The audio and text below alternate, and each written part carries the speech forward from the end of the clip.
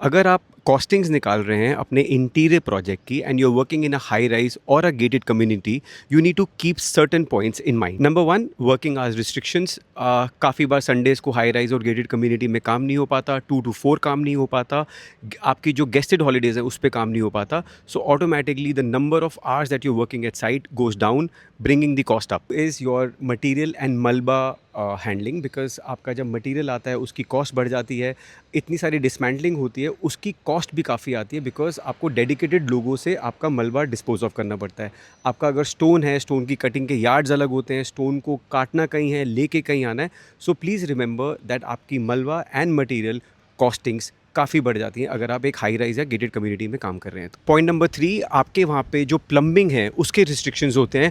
सो आपका जितना भी वहाँ पे वॉशरूम्स हैं उसकी ऑलरेडी आउटलाइंस हो रखी होती हैं, प्लम्बिंग लाइंस डल रखी होती हैं, जिसकी वजह से आपके पास डिज़ाइन रिस्ट्रिक्शंस आती हैं एंड आपकी जो वर्किंग रिस्ट्रिक्शंस हैं वो बढ़ जाती हैं, उससे आपका काम स्लो होता है, which takes your costing. Number 4, you need to keep in mind जितने भी बिल्डर फ्लोर्स होते हैं हाई राइजेस, वो आपको विंडोज़ एल्यूमिनियम हो या यूपीवीसी हो इंस्टॉल करके देती हैं। So you need to very well clad it and also ensure कि उसके ग्लासेस को भी कवर करा जाए, जो कि टाइम कंज्यूमिंग होता है और उसकी कॉस्टिंग्स बढ़ जाती है। That you need to keep in mind while creating the costings.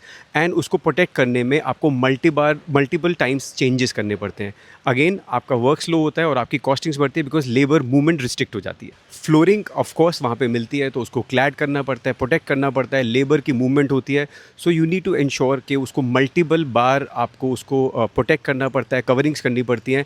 Again उससे आपकी कॉस्टिंग्स बढ़ती हैं and also it can also add to your liability. So ensure that you tell the client और the home owner that it can get damaged and also it will be having recurring cost to change the coverings again and again, और उससे आपका काम भी slow होगा। Important point, काफ़ी सारी चीज़ें आपको अनइंस्टॉल करनी पड़ेंगी, डिसमेंटल करनी पड़ेंगी। फॉर एग्जांपल आपका सैनिटरी वेयर है जो ऑलरेडी एग्जिस्टिंग होगा, डोर्स होगा जिसको आप रिफर्बिश करना चाहेंगे।